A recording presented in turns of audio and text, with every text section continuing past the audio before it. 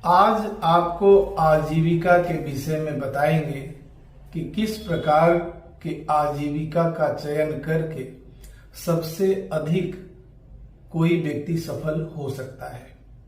कुंडली में इसको बहुत ही आसानी से देख करके बताया जा सकता है। नमस्कार प्यारे दर्शकों, मैं हूं कमल दुबे, आपका ज्योतिष मित्र सौभाग्य सलाह में आपका स्वागत करता हूं। जब हमारे सामने किसी भी जातक की पत्रिका आती है तो सबसे पहले यही प्रश्न पूछा जाता है कि बताइए किस क्षेत्र में जाएं, कौन सा करियर बनाएं कि उसमें सबसे अधिक सफलता हमें मिलेगी।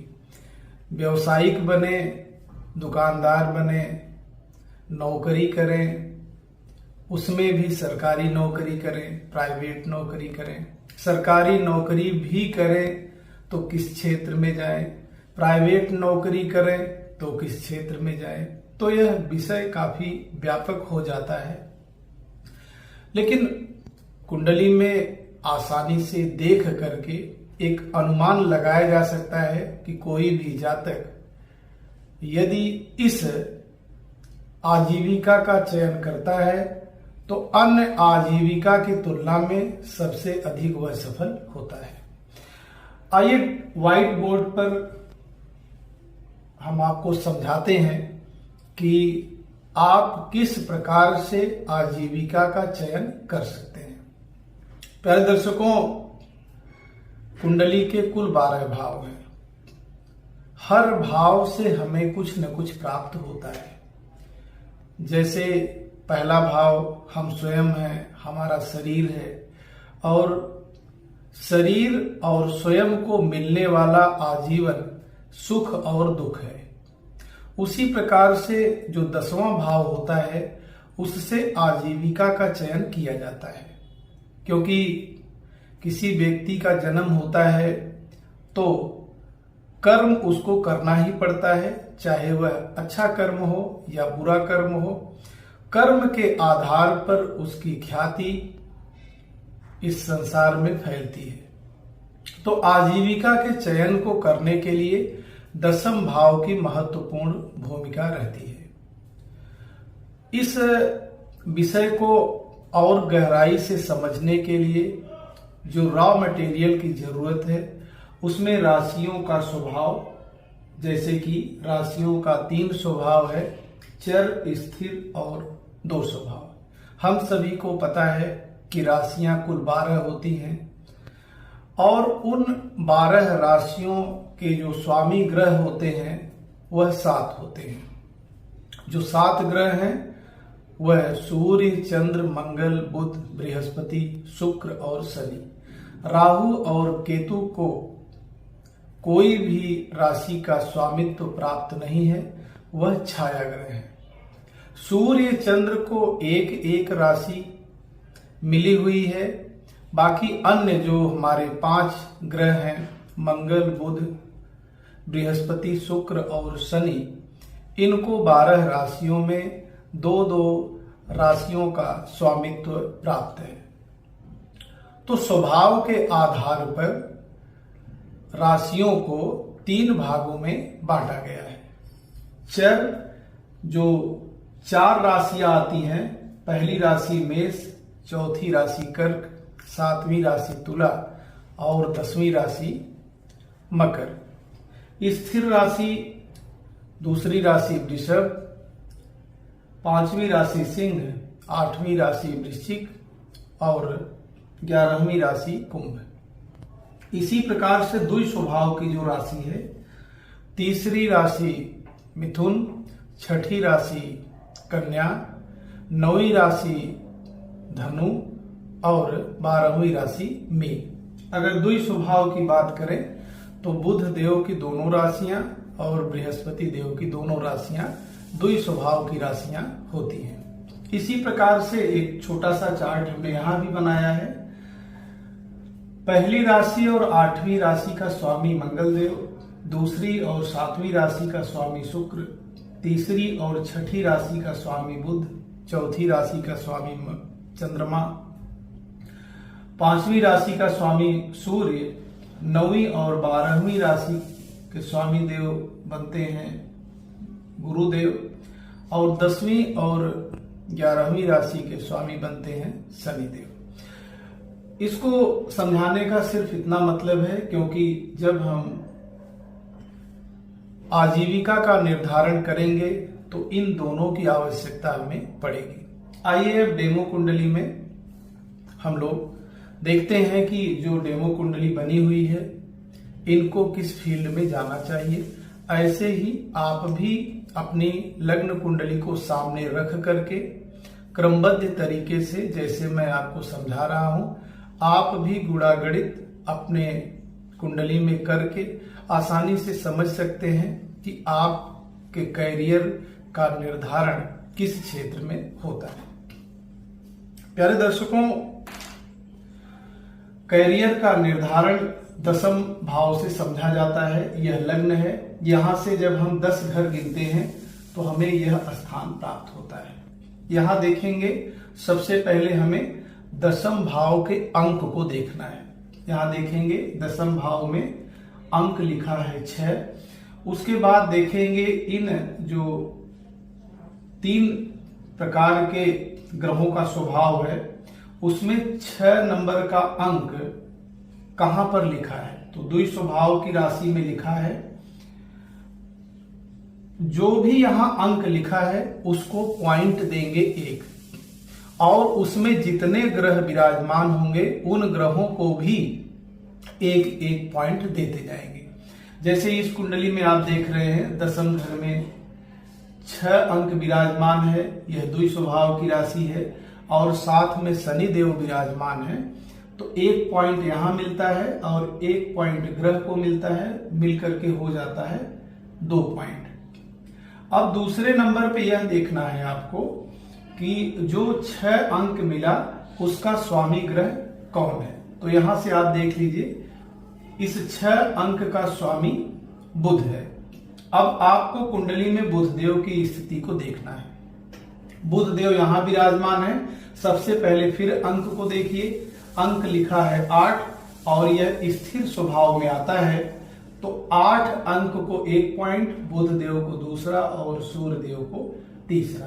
तो कुल मिलाकर के स्थिर स्वभाव में आप पॉइंट लिख दीजिए 3। अब आपको क्या करना है, 2 चीजें आपने कंप्लीट कर ली। अब आपने लग्न कुंडली से 10म भाव को देखा है। अब 10म से 10म की स्थिति को देखिए, जिसको बोलते हैं भावात भावम का सिद्धांत। गिनिए, तो यहां से सीधा 7 घर हो गया, 8, 9, 10 अंक मिला 3। अब सबसे पहले अंक की हम सब बात करेंगे। तीसरा जो अंक है उसका अगर हम ग्रहों के वर्गीकरण में देखेंगे तो यह द्वि स्वभाव की राशि है, क्योंकि यहां कोई ग्रह लिखा नहीं है इसलिए पॉइंट मिल गया 1 और यहां हम 1 जोड़ देंगे। फिर वही तीसरे अंक का स्वामी बुध देव यहां विराजमान है और यह स्थिर स्वभाव की राशि है, इसलिए यहां भी 3 पॉइंट मिलता है। इसको हमने यहां नोट कर लिया। अब इस प्रकार से आपने एक स्टेप पूरा कर लिया। दोबारा से समझ लेते हैं। पहले लग्न को देखना है, लग्न से 10 घर आगे गिनना है, 1, 2, 3, 4, 5, 6, 7, 8, 9, 10। जो अंक मिला उसको ध्यान रखना है और वह अंक किस स्वभाव की राशि में आता है उस पे आपको जाना है। अंक पर 1 पॉइंट देना है। जितने ग्रह विराजमान हैं उन ग्रहों पर भी 1-1 पॉइंट मिल करके जो भी कैलकुलेट आप करते हैं उस स्वभाव के राशि के सामने लिख दीजिए। फिर इस अंक का जो स्वामी ग्रह है उसको कुंडली में देखना है। उस ग्रह को देखने के बाद देखिए कि वह कितने नंबर पर विराजमान है।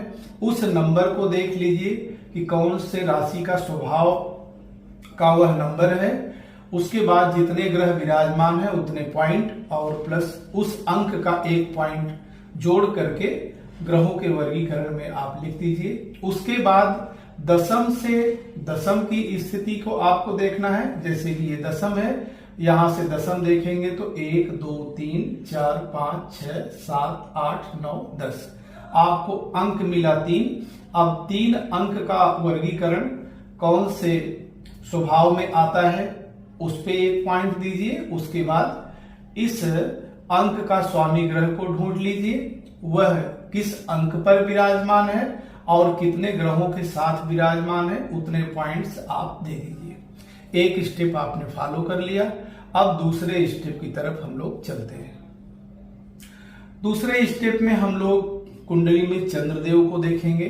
आप भी अपने कुंडली में चंद्रदेव पे ध्यान दीजिए और जहां चंद्रदेव लिखे हैं वहां से 10 घर आगे गिनिए।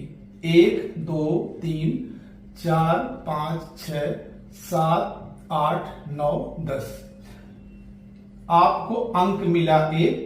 इसमें देख लीजिए एक अंक चर स्वभाव में आता है और यहां कोई ग्रह विराजमान नहीं है, इसलिए पॉइंट यहां पर मिलता है सिर्फ 1।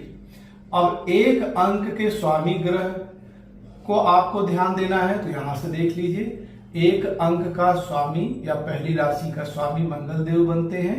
अब मंगल देव को कुंडली में ढूंढिए। अंक लिखा है वहां 5। पांचवा जो अंक है वह स्थिर स्वभाव की राशि में आता है। 1 पॉइंट आपने 5 नंबर पे दिया। 1 2 3 और 3 ग्रहों के साथ मंगल देव विराजमान है, इसलिए स्थिर स्वभाव में 3 और 1 4 आपको जोड़ देना है। अब आपने 2 चीजें देख लिया, एक तो चंद्रदेव से 10 घर आगे गए, जो अंक मिला उस अंक पे आपने पॉइंट दिए और इस अंक का जो स्वामी ग्रह है उसको आपने कुंडली में ढूंढा। उसके बाद उस अंक का पॉइंट साथ में जितने ग्रह विराजमान हैं उन सबको जोड़ करके आपने पॉइंट दिए। अब आपको क्या करना है, जो दशम भाव आया है उस दशम भाव से फिर 10 घर आगे आपको गिनना है। तो गिनिए 1 2 3 4 5 6 7 8 9 10 अंक मिला आपको 10। अब देखेंगे इस 10 अंक के साथ भी कोई ग्रह विराजमान नहीं है। सबसे पहले इनमें ढूंढ लीजिए। तो चर स्वभाव का जो 10वां हमारी राशि है वो चर स्वभाव की है, पॉइंट मिल गया 1। इस अंक का जो स्वामी ग्रह है उसको ढूंढना है, तो यहां से देख लीजिए शनिदेव। अब शनिदेव की स्थिति को हम लोग देखेंगे कि शनिदेव कहाँ विराजमान है। शनिदेव विराजमान है दशम घर में 6 नंबर के अंक पर। अब 6 नंबर का जो अंक है आप यहां से देख लीजिए, वह द्वि स्वभाव की राशि में आता है। शनिदेव पे 1 पॉइंट और 6 अंक पे 1 पॉइंट, यह मिल करके हो गया 2 पॉइंट। इस प्रकार से आपने दूसरे स्टेप को भी पूरा कर लिया। अब तीसरे स्टेप की तरफ चलते हैं। तीसरे स्टेप पे आपको ध्यान देना है कि कुंडली में सूर्य देव कहाँ विराजमान है। सूर्य देव देखेंगे 12वें घर में विराजमान है।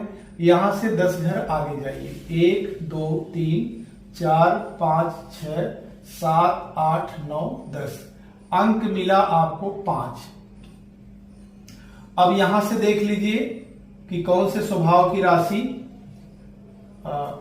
देखेंगे तो 5 अंक लिखा है स्थिर स्वभाव में और 5 अंक पर 1 पॉइंट, साथ में 1 2 3 ग्रह की वजह से आपको यहां पे लिखना है 4। फिर 5 अंक के स्वामी ग्रह कौन है, सूर्यदेव है। सूर्यदेव 8 नंबर की राशि पर विराजमान है। यह स्थिर स्वभाव की राशि है और साथ में 2 ग्रहों के साथ विराजमान है, इसलिए यहां भी आपको पॉइंट देना है 3। आपने सूर्य देव से दशम घर गिना, जो अंक मिला उस अंक पे पॉइंट दिए और साथ में जो भी पॉइंट आया उसके स्वामी सूर्य देव बने। सूर्य देव की स्थिति को आपने देखा तो सूर्य देव 8 नंबर के अंक पे बुध और बुध देव के साथ विराजमान है। आपने स्थिर स्वभाव के कॉलम में आपने 3 पॉइंट दे दिए। अब आपको क्या करना है, यह जो दशम भाव आया है उससे 10 घर आगे आपको गिनना है। 1 2 3 4 5 6 7 8 9 10 आपको अंक मिला दो अंक का जो स्वामी ग्रह है, पहले तो 2 अंक किस स्वभाव की राशि में आती है, तो स्थिर स्वभाव में आती है, 1 पॉइंट यहां लगा दीजिए। दूसरी जो हमारी राशि है उस राशि का स्वामी शुक्रदेव बनते हैं और शुक्रदेव यहां विराजमान है 9 अंक पे। 9 अंक को देखेंगे द्वि स्वभाव की राशि में आती है और साथ में शुक्रदेव यहां विराजमान है, तो आपने द्वि स्वभाव की राशि में 2 लगाना है। अब प्यारे दर्शकों, आपको टोटल कर लेना है। जैसे कि चर का जो टोटल हुआ वह हुआ 2, स्थिर का जो टोटल हुआ 3, 3 6, 6 4 10, 4 14 और 3 17 और 1 18। द्वि स्वभाव का 2 और 1 3, 2 5 और 2 7। सबसे अधिक पॉइंट मिले हैं स्थिर स्वभाव पर। यह जो कुंडली है यह हाई कोर्ट के एक जज साहब की कुंडली है। स्थिर स्वभाव होने की वजह से इनको न्यायिक व्यवस्था में इतना बड़ा स्थान प्राप्त है। इस प्रकार से चर स्वभाव का व्यक्ति व्यवसाय को करता है, जितने अधिक पॉइंट उसको चर स्वभाव के ग्रह से मिलते हैं उतना बड़ा वह व्यवसायी होता है। इसी प्रकार से स्थिर स्वभाव की चर्चा हमने अभी आपको बता ही दिया कि सबसे अधिक पॉइंट अगर मिलेंगे तो व्यक्ति जो भी नौकरी करेगा उस नौकरी में उसको सर्वोच्च स्थान प्राप्त होगा। द्वि स्वभाव वाला व्यक्ति नौकरी और व्यवसाय दोनों कर सकता है। हो सकता है कि पहले वह नौकरी करे, उसके बाद वह बड़ा व्यवसायी बन जाए। यह तो सिर्फ एक उदाहरण कुंडली हमने आपको समझाया, लेकिन यह विषय यहीं समाप्त नहीं होता है। इस विषय को और आगे ले चलेंगे और कुछ नए ढंग से आपको इस विषय को समझाने का प्रयास करेंगे। तब तक आप अपनी कुंडली में देख करके स्वयं का आकलन करें कि आपको किस क्षेत्र में जाना चाहिए और उसमें सबसे अधिक आपको सफलता मिले। प्यारे दर्शकों, फिर एक नए विषय के साथ आपके सामने उपस्थित होंगे। आप सभी दर्शक हमसे जुड़े, आप सभी का बहुत बहुत धन्यवाद।